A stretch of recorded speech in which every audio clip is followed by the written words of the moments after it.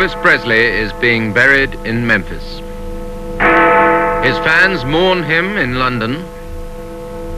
The Memphis authorities have called in 150 armed police and National Guardsmen to help control the fans. Elvis Presley died 2 days ago after a heart attack at the age of 42. Here's a report from Michael Brunson in Memphis. The scenes here in Memphis have been extraordinary. The size of the crowd far more reminiscent of people waiting for an Elvis Presley rock and roll concert than for people waiting for his funeral. And the crowd has been so big that the authorities here have had a hard time controlling it. Before the funeral, Elvis Presley's body, dressed in a white dinner jacket, lay in a copper coffin for people to see, though not photograph, and that brought out the crowds, which had been small earlier. His house was besieged by people, up to 15,000 of them at any one time, the Memphis Police Department reckoned. The original arrangement was for the body to be on view for 2 hours, and as that deadline approached, people began to get a bit panicky, and they started pushing forwards towards the gates. As a result of that, and the temperature in the 90s, a lot of people collapsed, and they had to be carried to a makeshift first aid post on the front lawn of the mansion.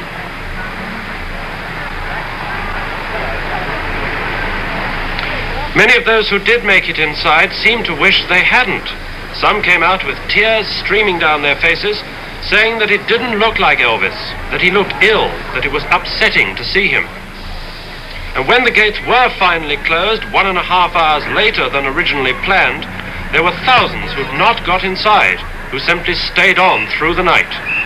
And it was into that nighttime crowd that the car was driven by a young man who's since been charged with, among other things, second-degree murder and drunken driving. All of a sudden, this car come by and started hitting people. People flying all over the place and metal and everything else. It's cold, malicious murder. That's what it is. I seen him pull out from up there at the red light and throw it to the floor deliberately to kill people. In the last few moments, we've seen the final moments of the funeral, at least that part of it which the public will see. Something which thousands and thousands of people have been waiting in Memphis to see, lining the streets, the route which the cortege is taking. The actual service at Elvis Presley's house was private. The crowds were kept away, as they have been all along, at the perimeter of the house.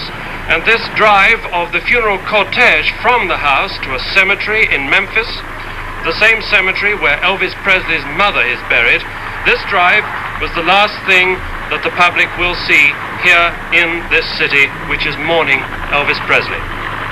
Michael Brunson, News at 10, Memphis, Tennessee. In North London, hundreds of Presley fans queued for hours before a memorial service at Christ Church in Cockfosters. Many were unable to get into the church, and a second service was arranged immediately afterwards. Michael Oliver was there. Hundreds flocked to the 2 services. For them, the king of rock and roll had been a lifetime's inspiration. Whether their tears were for the passing of a man or an era was another question. Now, we are bereaved. Those of us who have in our place our heart for Elvis are much bereaved. And many of us are sad beyond measure. Then the congregation sang one of Elvis's favorite songs.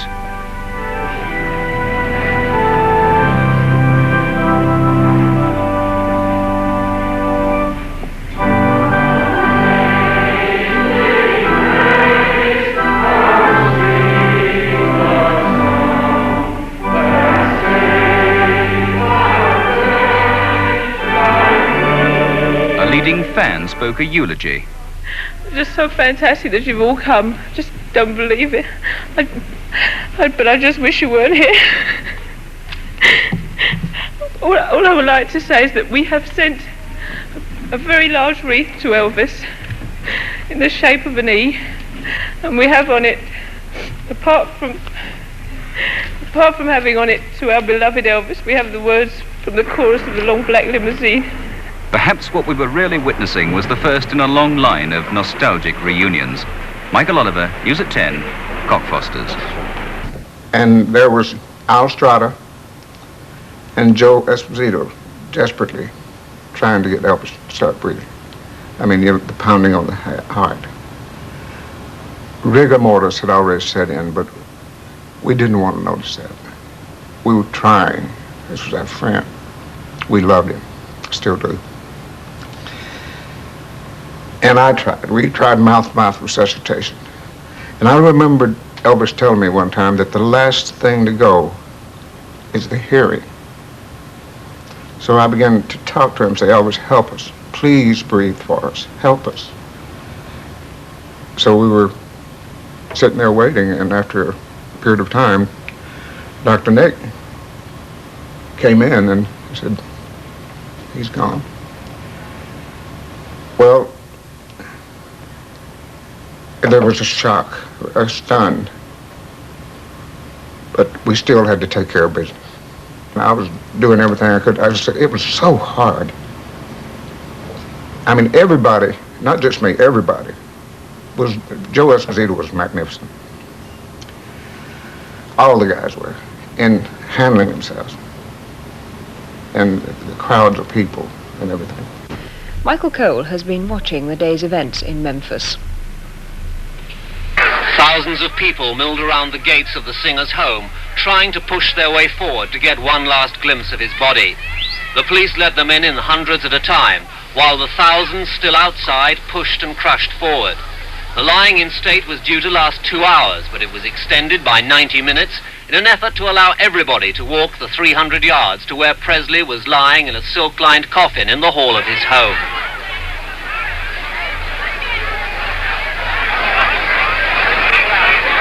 For many, it was all just too much. Friends tried to comfort fans who'd waited 20 hours to pay their last respects.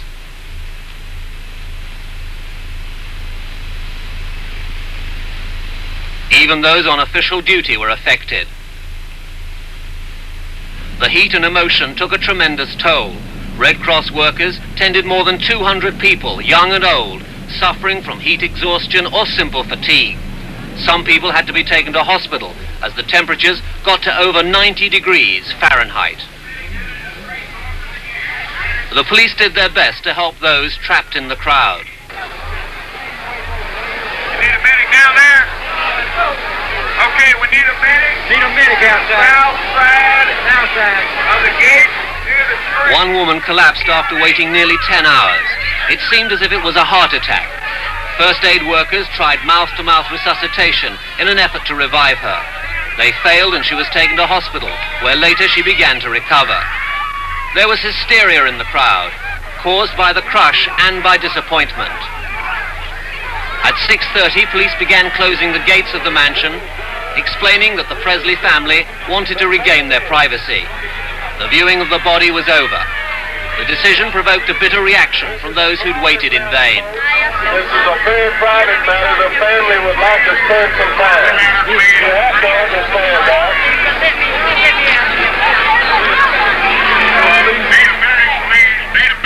This morning, the mausoleum where Presley's body will lie was literally surrounded by flowers. More than 1,600 wreaths were sent from all over the world, many from fan clubs in England. The tomb, which is bound to become a tourist attraction for Presley devotees and followers, is in a side room off the main chapel.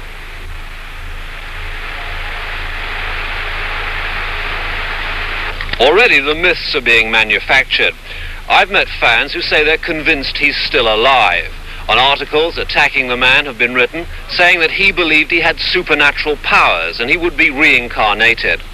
That notwithstanding, his body will be interred in a coffin weighing 900 pounds, made of copper and lined with steel. The undertakers won't reveal its price, but like everything else in the singer's life, it's a superlative. The funeral cortege itself was another spectacular. A white hearse followed by 10 white Cadillacs, Presley's favorite make of car. The procession, which started more than 90 minutes late, moved along Elvis Presley Boulevard, which was lined with people 10 deep in places. Several Hollywood stars and famous country singers were among the mourners. At the end of the 3-mile route, Presley was interred, dressed in a white suit and a blue shirt and tie, presents from his father last Christmas. And from a monetary point of view, the king of rock and roll should rest easy. Elvis Presley's British fans have also been paying their tributes. The London branch of the Elvis Presley fan club held a memorial service at Christchurch in Cockfosters. Clifford Luton was there. Several thousand Presley admirers turned up, and it was impossible to park anywhere nearby. So many people arrived that the vicar held a second memorial service later. For most of those there, it was clearly a moving occasion. Just so fantastic that you've all come. Just don't believe it. But I just wish you weren't here. All I would like to say is that we have sent a very large wreath to Elvis in the shape of an E. And for a singer who'd reached the height of his fame nearly 20 years ago, it was a surprisingly young congregation. Someone slipped and fell. Was that someone you? They had Elvis over in the living room or somewhere in a casket with it open, and I made it a point not to go by that room because I don't like to look at dead people. And but Charlie came to me and said, "You want to see Elvis?" And I said, "No, I don't want to see Elvis. And I want to remember Elvis like last time I saw him." And I've never had any regrets over that.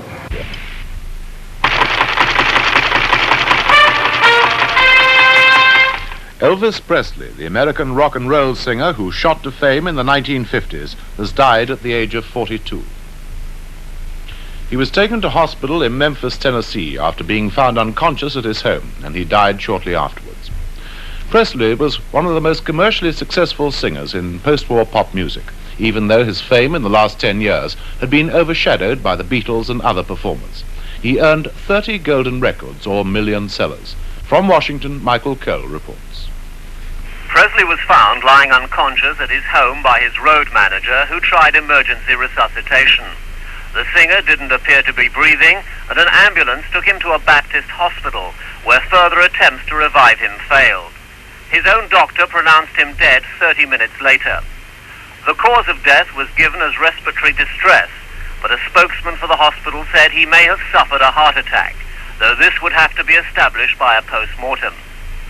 Presley had been ill in recent years and had been in hospital several times. His weight had greatly increased, and he had had to cancel several concerts, including performances in Las Vegas.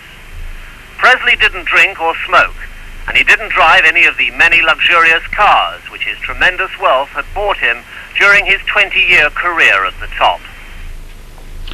Presley's rise to fame in the middle 1950s was one of the most sudden, even in the hectic world of pop music. Soon after rock and roll music had been introduced by Bill Haley and other performers, he became an instant success with such songs as Heartbreak Hotel, Don't Be Cruel, and Blue Suede Shoes. This success was followed by films such as Jailhouse Rock, but his career suffered an enforced break in 1958 when he enlisted in the American Army as a national serviceman. He maintained when he was demobbed that he wasn't jealous of those who became famous during his time in the Army. I mean, if somebody can come up and make it, well, more power to them. Because I'm only glad of the success that I have had, you know. And I couldn't be envious of some other young or new guy that's trying to make it too. 10 years ago, he was married. Recently, the marriage broke up, and Presley was reported to have been very upset about it. I think he had strong tendency to be depressive. I think that he felt like that. I don't think there's any question in my mind that he and Priscilla had a good relationship, and that relationship I think really hurt. I don't think he thought it was going to hurt the way it hurt. He just couldn't be satisfied that this is the way it was. And the times I guess that we could really motivate him to die, to do something for himself, would be when he knew he was going to have to face the public again, and he would go on these crash programs where he would try to lose 15, 20 pounds. He seemed to have more of a tendency to get off his diet when he was unhappy, or there were other times when he was unhappy he wouldn't eat anything. He'd just get in his room upstairs and sleep, watch TV, and read books. I think our biggest problem was trying to educate the cooks that work with them. They were afraid to cook less than a pound of bacon at a time, or less than 6 eggs, or a dozen biscuits, lots of sweets, and he wouldn't eat all this, but I mean, this is what they were prepared for him. After I got through with my hospital rounds at night, would go by Elvis's. He may be just getting up, or had been up for an hour or so, and he would expect me to come by there to check on him. He had the most horrible place he liked to talk. I mean, you think you can go in a library someplace, or a nice comfortable place to sit down and talk. And his most comfortable place to sit down and talk away from everybody was his bathroom. He had a very large bathroom and a couple of chairs in it. And we'd always just sit on the floor, and we'd sit down there.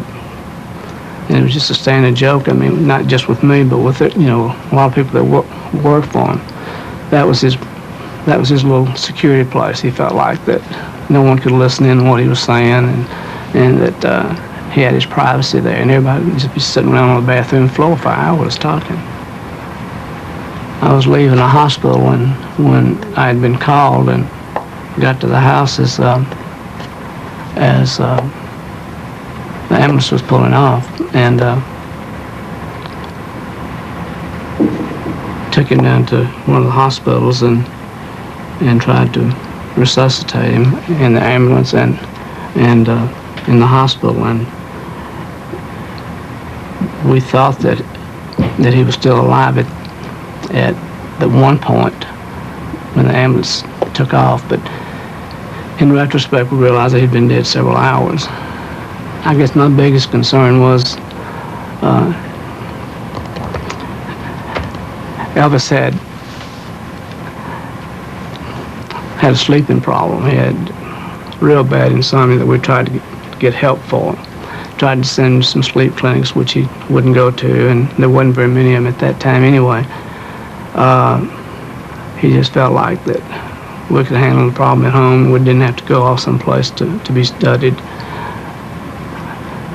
So, since sleep was one of our major health problems, a lot of times we kept someone working there with him in case he would fall asleep while he was eating, which he would do sometimes, and you'd have to be very careful that he didn't choke. And that was, I felt at first that was my big concern, that he probably aspirated on some food or something.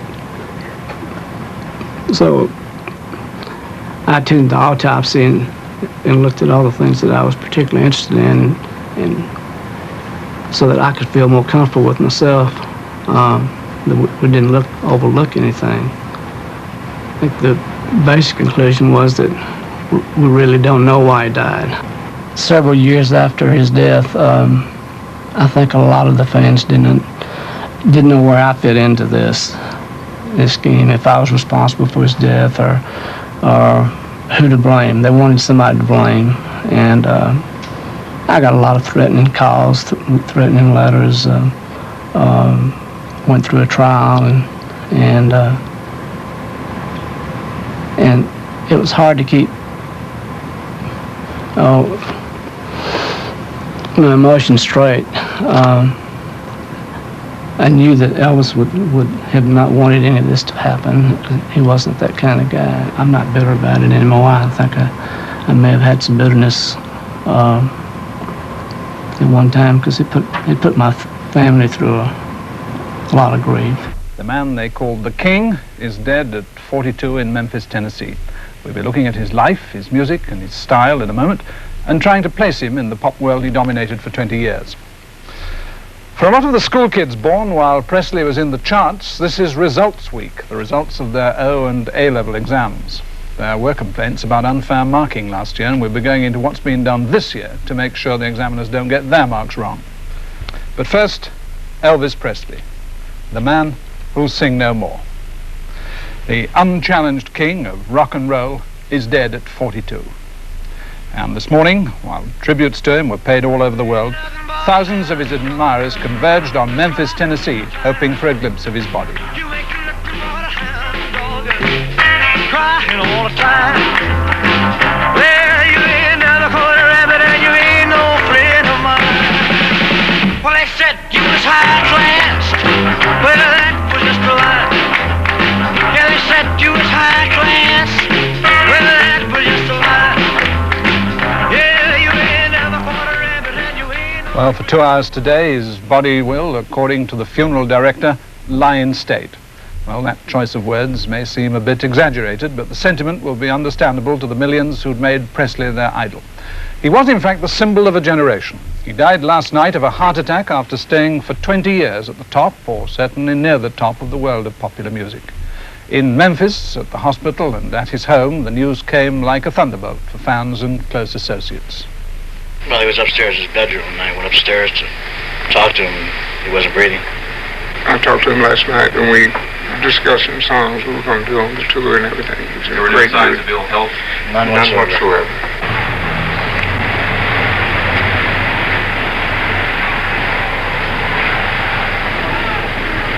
Well, we saw him last night. You know, we waited and waited for him to come out of the gate, and he went back in again, and he was smiling and waved and everything as if he was in real good health. Looked real good last night. I can't believe it. It's not real. No, it's not. It's our friend.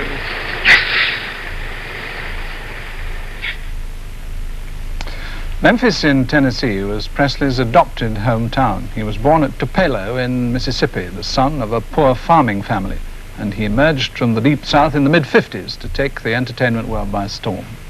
Elvis the Pelvis was how he became known, from the exaggerated hip movements that accompanied his singing. Teenagers swooned at his personal appearances. Women of all ages clamored to get near him. But the raw, aggressive sexuality of the man outraged many other people. To the church, he was an instrument of the devil. But to the end of the 50s and all through the 60s, he easily topped the record charts. He made 25 records that sold more than 1 million copies each, compared with 14 by the Beatles. And he made nearly 60 films, most of them a bit thin on storyline, but all of them characterized by his own inimitable style of music. This is an extract from one. Faded jeans, rock and roll, baby, pour on the seat. Shuffle to the left, shuffle to the right, gonna rock and roll till the end.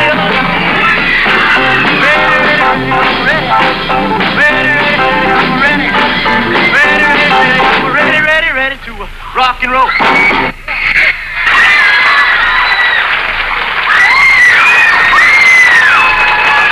Thank you very much. Time went on a moving thing. I could make it stay. This hour of love we share will always be. Be no coming day, shine a bright light. Make us realize our life is over. It's over.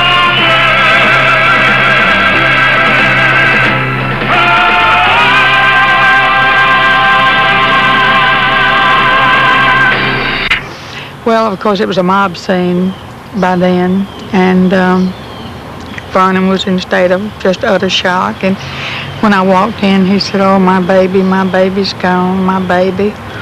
And we embraced, and then I went to the Dodgers room, and it seems as if the family who was there at the time, we all went to her bedroom to watch the news, and by then the cameras was focusing on the people out front. And ironically, the thought that went through my mind was the fact that I always remembered that he never really conceived in his lifetime how much he was loved and cared for. And I just thought, gee, I wish she could see This is such a great outpouring, you know. And Vernon was glued to the TV and was in such a state of shock. You know, it was just over and over, my baby's gone, you know, my baby's gone. I felt like I was totally detached from all that was going on, and that I was sitting off somewhere watching a science fiction story, that it was something that it was just another movie, and that I was going to wake up in the morning and they was going to say cut, and he would go upstairs to bed and we would all go back home, and that would be it for the week. Crowds have been gathering outside the 42-year-old singer's home in Memphis, Tennessee, where he died from a heart attack. Radio stations have been breaking their scheduled programs to play some of the records that made Elvis Presley famous, early rock and roll numbers and Southern blues. Over 20 years, his popularity never waned, and he continued to give concerts and public appearances until only a few weeks ago, though his health was said to be failing. His death came suddenly.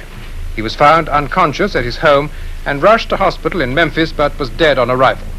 An American NBC reporter takes up the story. An autopsy was held tonight, and late this evening, Shelby County Medical Examiner Dr. Jerry Francisco announced that Elvis Presley had died of a severe, irregular heartbeat. The autopsy had been completed, and the cause of death is cardiac arrhythmia due to undetermined causes. Now, what this means is that there are several cardiovascular diseases present, which include a history of mild hypertension, which was under pretty good control, and some coronary artery disease. Now, these two diseases may have been responsible for this cardiac arrhythmia. The precise cause has not yet been determined for the cardiac arrhythmia. It may take several days to several weeks to determine that specific cause, and in some cases it never is discovered. The physicians also said there was no evidence of excessive drug use, which discounts earlier rumors of a possible drug overdose. Outside the heavy gates of the mansion Presley built for his late mother, crowds began to gather this afternoon. Many were ardent fans, many were simply curious. Some were crying. Then this morning, we were here again early this morning, and we saw the ambulance come, and the ambulance flew right in, and immediately we knew something was wrong, and they came right back down, and in the ambulance was Elvis Presley's doctor, and they were working on him, and they wouldn't say who it was, but we figured it was him, but they said it was his grandmother. How would you describe what you feel right now? It's just, I don't know, I just can't hardly believe it. I can't believe it. I just can't. Tributes to Elvis Presley have come from fellow singers like Bing Crosby, Sammy Davis Jr. and Britain's Tom Jones. They all credit him with a unique place in the history of pop music. His gyrating style led to the nickname Elvis the Pelvis, to unsurpassed sales of records, and to a 7-year film contract. The legend grew, and he kept his popularity through the 1960s, eclipsing even the Beatles with the number of records he sold. At the start of the rock and roll era, Presley became an instant success with songs like Heartbreak Hotel and Blue Suede Shoes. His fast rock numbers were the ones that aroused the young pop fans. Rock and roll, baby, pour on the seat. Shuffle to the left, shuffle to the right, gonna rock and roll till the left.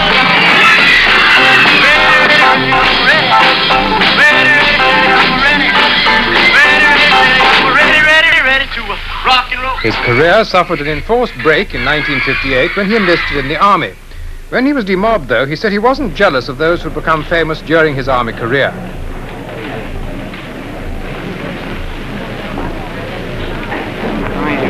Somebody can come up and make it, well, more power to them. Because I'm only glad of the success that I have had, you know. And I couldn't be envious of some other young or new guy that's trying to make it too. In 1967, he married the daughter of an American Air Force colonel whom he'd met during military service. But the marriage ended in divorce 6 years later. In his later years, Presley's popularity stayed as high as ever, with concerts given all over the world, though never, surprisingly, here in Britain. He was often a more sedate performer, but his singing and his music could still electrify the crowds.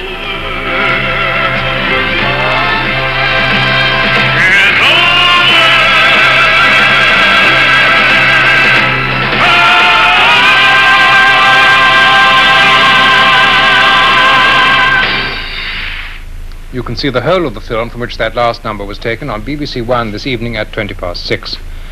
The body of Elvis Presley will be on public view at his home for 2 hours during today, to be followed by a private funeral service tomorrow. Elvis Presley is in heaven.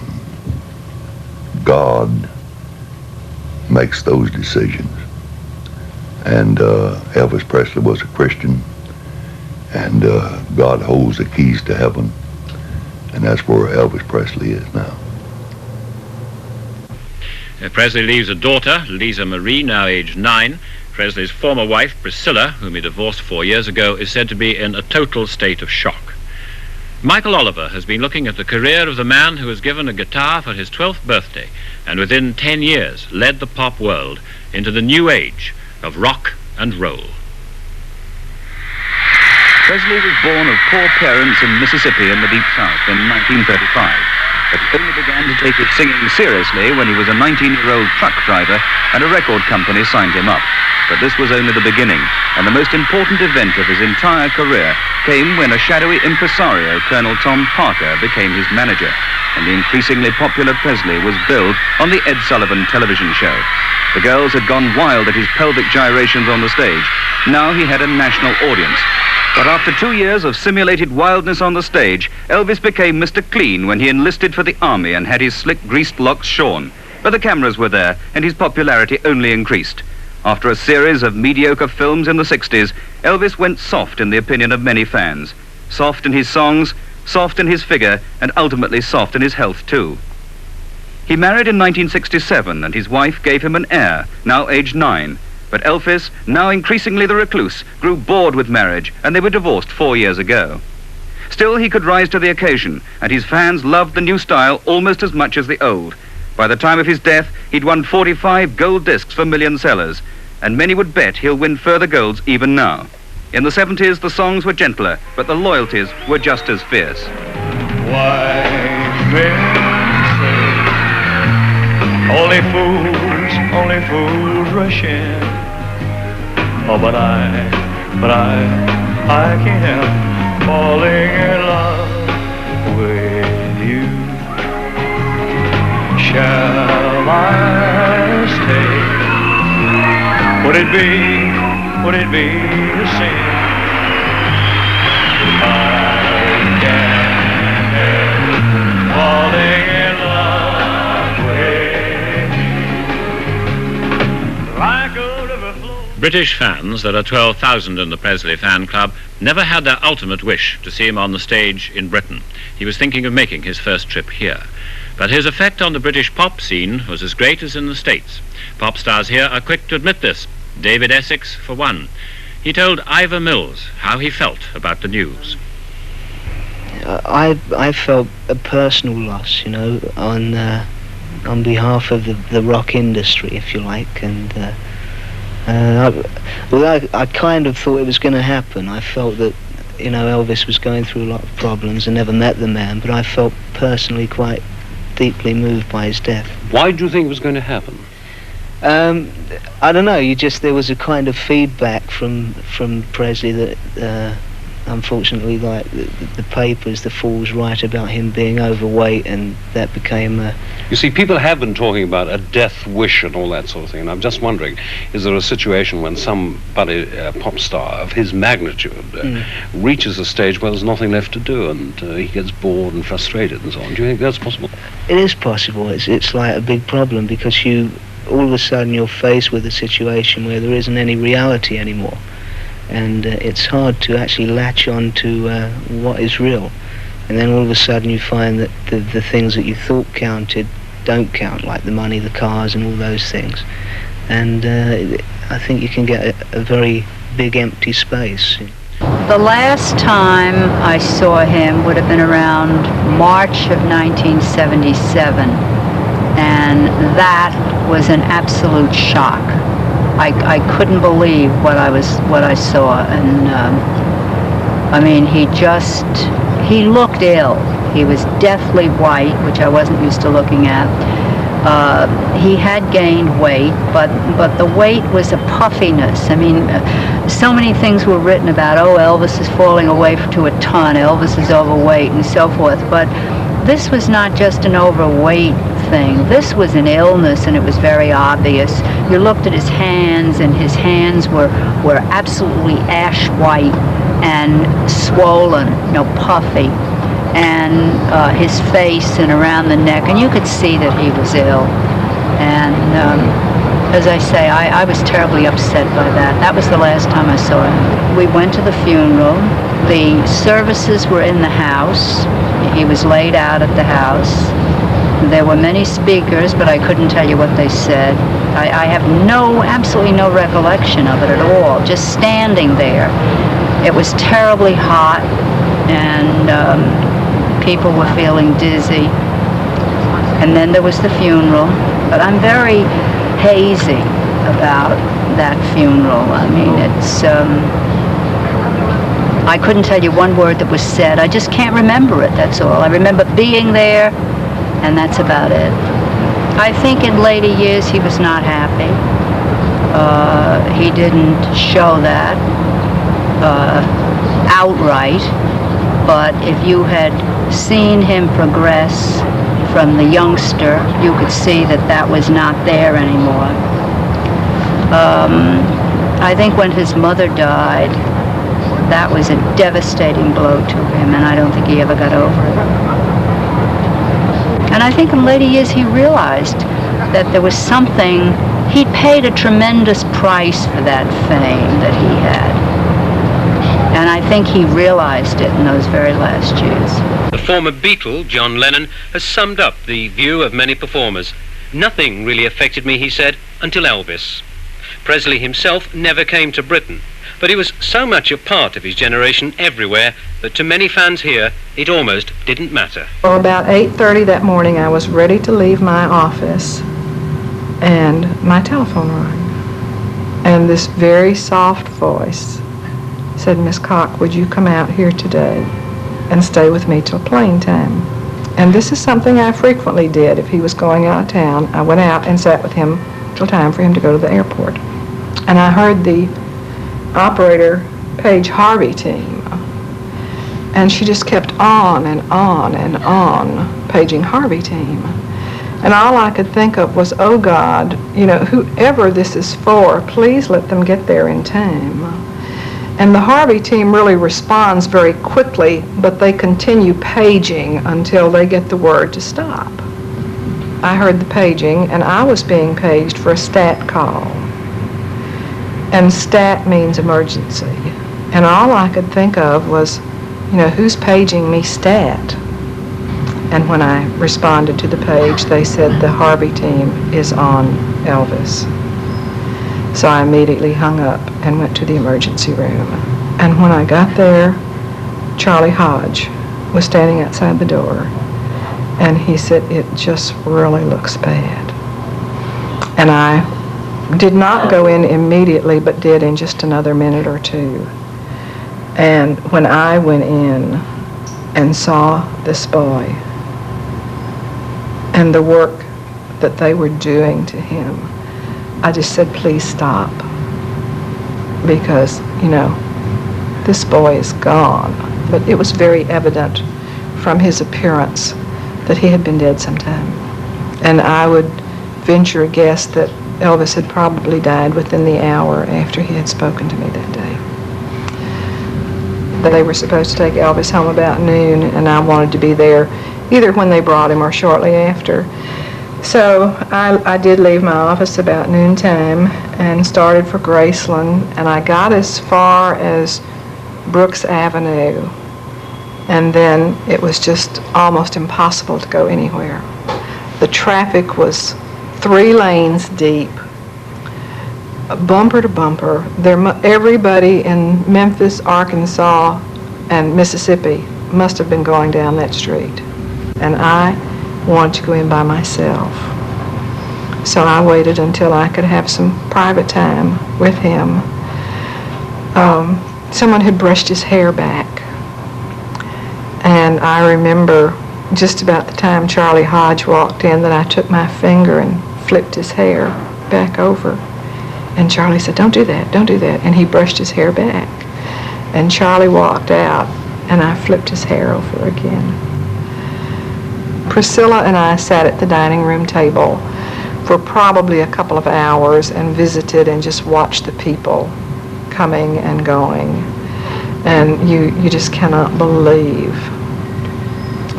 what we saw. I mean, so many people just would come up and they would look at him and leave, and others brought little children, which I found not good. And they were saying, "I want you to see the king, I want you to see the king." And I thought, oh my, this is not the king. This is just a man, or this is just a boy. Tomorrow, Elvis Presley will be buried after a private funeral. From Memphis, Michael Cole has just sent this report.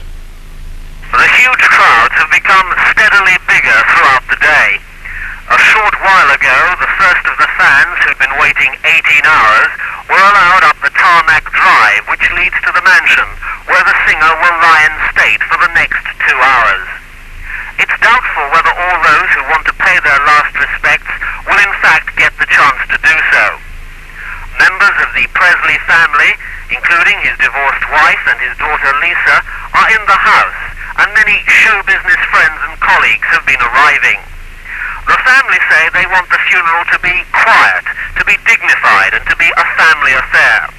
The local police chief told me he didn't expect problems with the crowd, but there is undeniably a carnival atmosphere developing as dozens of cameramen and reporters join the sightseers. Tonight, President Carter joined the tributes to Elvis Presley, saying his death had robbed the world of a unique and irreplaceable personality.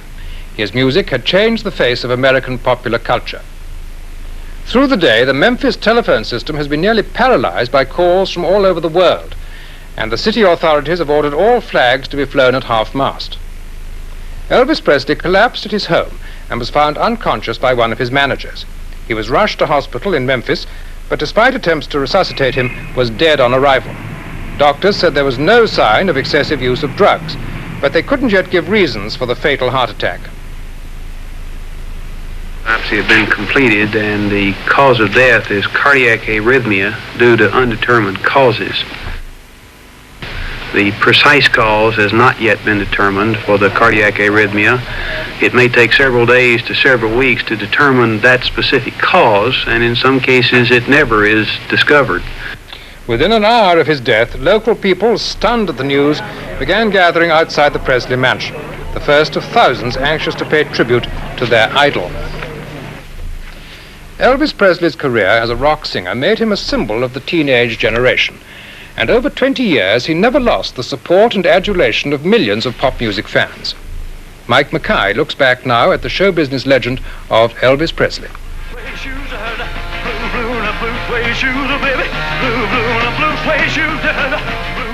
In rock music, they called him the King.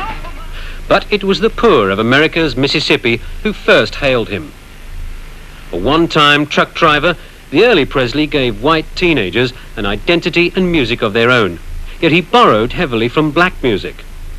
The later Presley, with 25 gold records behind him, seemed to be suffering from as much as enjoying the good life.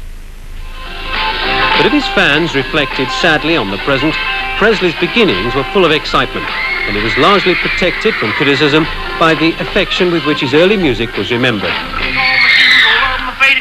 Rock and roll, baby, pour on the steam. Shuffle to the left, shuffle to the right, gonna rock and roll till the early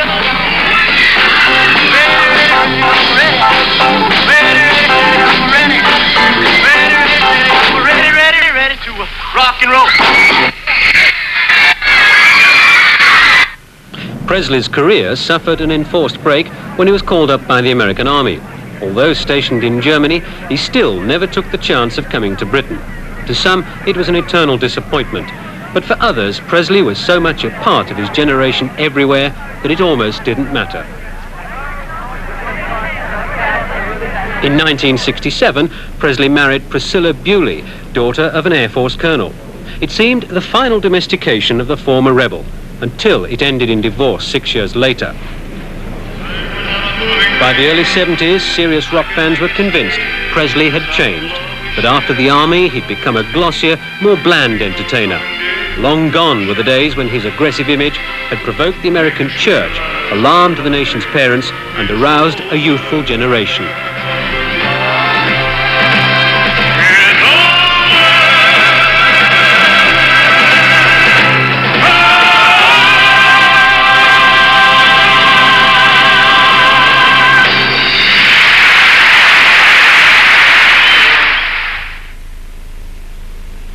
Elvis Presley. And among the many tributes from world singers was one from his greatest rivals. The former Beatle, John Lennon, said, "Nothing really affected me until Elvis." I was up at the house trying to organize things, and Ginger calls from upstairs, calls the kitchen, and she said, "Would you please come upstairs? I think Elvis fainted in the bathroom." So I ran upstairs, and it was funny, I knew that he was dead when I walked in the room, and tried to revive him, call the fire department, call the doctor, and ended up taking him to the hospital, and that's exactly what happened. White was one of Elvis's favorite colors. As you know, I mean, he wore a lot of white suits and a lot of white cars, so we decided with the funeral director that if we can get all white limousines and funeral cars, that's what we'd like to do, and we got it from all over the South. We had them all driven in. Elvis, I mean, he lived to be 42, but I mean, he had to be 150 with his life and his experiences and the way he lived. I mean, he lived hard and fast. I mean, nobody could live that way, and I mean, what he did in 42 years, nobody could do. He had this animal quality that undoubtedly hit the 50s in a sensational way. There's no question. There's never been anything quite like it. There's certainly nothing like it before. By 1958, the biggest pop singer of the century was making million seller after million seller, 45 gold discs by the time of his death. Well, since my baby left me, well, I found a new place to dwell. Well, it's down at the end of Lonely Street, that heartbreak hotel where I'll be. You ain't nothing but a hound dog, you're crying all the time.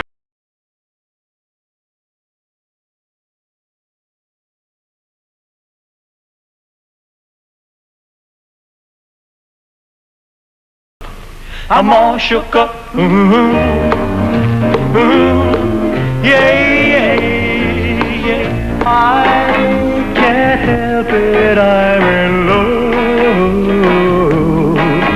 with the girl of my best friend. There will be peace in the valley for me,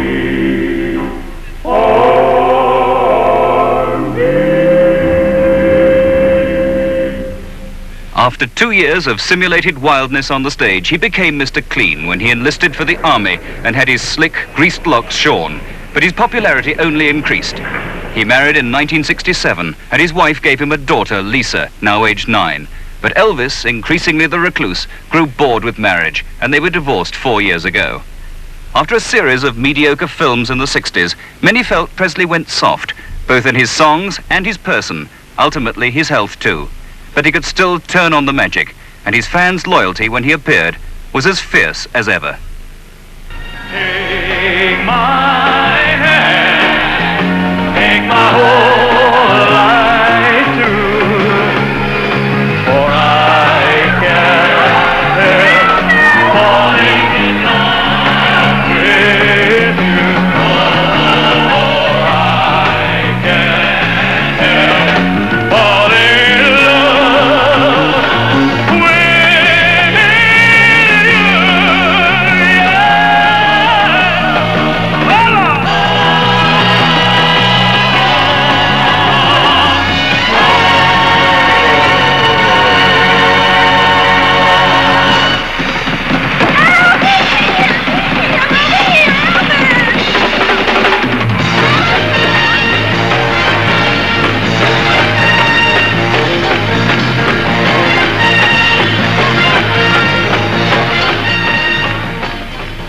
I don't think anybody took it real seriously because he had bounced back several times. Yes, he had a bad intestine, he had a bad colon, he had his heart, he had an athletic heart, twice the size of a normal human heart. He had glaucoma. But Elvis had a will to bounce back, and he would always come back strong. So there was, we didn't realize he was as sick as he really was. I was one of the pallbearers at the funeral selected by his father, and it was a very sad occasion. It was though you had lost a member of your family, a very close member of your family. It was more than just a friend. Elvis would do things to the max.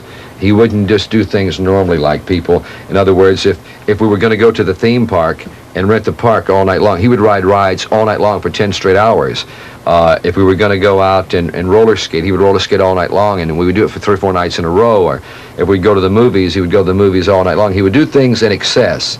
And that worried us a little bit, but that was just Elvis, and we didn't really give it a whole lot of thought, Losing Elvis was a total shock to me. I had started my management company and was managing the Beach Boys, but still was doing and still had a personal relationship with Elvis, of course. And I had seen Elvis overweight before and whatever, and a few times, I'd seen him be excessive, but over the years you think nothing's ever going to happen to this man. When I saw the CBS special, I was shocked. I'd never seen him look like that. In all the years, the 23 years I knew him, I was shocked at the fact that they did a special with him looking like that. I just remember seeing tons of people, and I remember being a pallbearer. And about 2 weeks later, I'm in New York, and it hit me. And I literally hit a wall and broke my hand. I mean, all of a sudden I realized that there was no more Elvis. Since I was a little kid, he had always been there. And he had a very special quality about him. Whether you were working with him or friends, or whether you hadn't seen him or was going to see him, you always felt protected. You always knew if he was going to take care, if anything happened, and I felt very vulnerable. I felt sad. I felt confused. As a little boy, I'd hoped to grow up and be a friend, and then to go to work for him, to be able to have that dream come true, and then to lose it. He genetically was not a healthy man. There was, perhaps it's because in his family history in the background, there were a lot of cousins who married cousins. I mean, who knows? But he had a bad heart, cancer-like condition of the liver, hypertension, so that's a life-threatening disease that must be controlled. He had glaucoma when I met him. There are a lot of things that have never been really talked about that I think need to be brought out. He had said to me before he died, "You're going to sing this song at my funeral." I think that was, without a doubt, I really can't. That was the hardest thing I think I've ever done, was to sing that day. So I dreaded the day. I used to say, "Oh, when he dies, when this man is not here," I dreaded that day so much, and yet at the same time I was happy for him to be free of the pain and the suffering, But it was very, very, very difficult. I was standing. I think I was standing behind the casket, and but he had said to me also prior to his death that if there's any way to communicate with you, I will. And when I began to sing, and I was trembling, I remember trembling and not being able to breathe. When you're real nervous, the very first thing that goes in your singing is your breath control. And I couldn't get a deep breath, and the lights went off in the house. They were going off and on, and I, for a moment, even thought I heard his voice. It was just, you know, I was probably just hallucinating, but it was something that gave me I don't know, whether I imagined it or it was real, it gave me the strength to go on. He just seemed to be a bit tired and probably overworked. I felt that he was pushing himself a little bit, and I think actually, my personal opinion, that tour should have been canceled, you know, because he was pushing himself a little bit too much, and I felt very bad. I felt sorry for him, seeing him with his weight problem, and which he would gain and lose weight to extremes. And he was pushing himself, but he wouldn't give up. He just wanted to go out and perform for his fans, and because he did enjoy performing. But he was a bit tired. I felt that he probably should have took a little more time off to relax and take care of himself. Boy, he'd go out and perform, he'd just sweat so much. I mean, the guy had to change suits sometimes 3 times during the shows. And he was just pushing himself a bit too much. We left Las Vegas that particular morning, and we were in the air for about, I would say, at least an hour or so, and from Las Vegas. And we get a phone call from the airport, and they asked the pilot to return to Las Vegas. Well, he didn't know anything. He just said, well, we don't have enough fuel. We'll have to stop and refuel. And they sent word back to us in the plane that we're returning back to Vegas. And I mean, everybody was trying to figure out, well, why would we return back to Vegas? I mean, why would they cancel the show? I mean, you know, Elvis's father had been quite ill, and I assumed, well, maybe something happened to his father. So anyway, we stopped in a little town called Pueblo, Colorado to refuel. And the horn player, Marty said, I'm going to go make a phone call to Vegas and see if I can find out something. And he did, and I got to thinking, well, I think I'll make a phone call. So I was walking over, and everybody was just outside the plane, just sort of, you know, just waiting. And so Marty, I met him halfway. I didn't even get to make my phone call. And I noticed he had tears in his eyes. And he walked up to me, and he said, act like nothing happened. And he put his arms around me, and he said, Elvis passed away this morning. Oh boy, I mean, chills went all over me, and the only thing I could think, it's got to be a joke. I was in shock. I mean, it was just something I mean, even today I get to thinking about it. It's just hard to believe that he's not here. It was probably the most difficult thing I ever had to do in my life, because I knew when I left Elvis that he wouldn't live. He was very naive, very sheltered, very trusting, and very much in trouble. And I tried with all my power to get him to stop using these prescription drugs, and I didn't want to stay and watch him kill himself.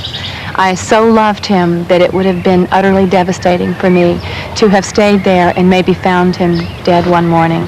And it didn't look as if I could save him. Elvis had the conviction that he would live forever. I really don't think he knew that the end was imminent. I remember having a heart-to-heart discussion with him and saying, do you not realize what you're doing to yourself? Do you not realize that you can't possibly go on like this? And he would scoff at me and say, honey, I'm going to live to be 80. Don't worry about it. You know, I left him 8 months before his death, and I didn't see him for those last 8 months. I talked to him on the phone, but I didn't see him. And when I saw the video of his last performance, I was inconsolable. It didn't look like the same human being that I had known for all those years. I mean, to this day, it hurts me to think about how he went down in those last 8 months. And he was so bloated and so tired looking and just looked so spent. He just looked like a dead man already in that last concert. And I was so hurt by the sight of him that 10 years later, it still bothers me to think about how he went down in those last few months.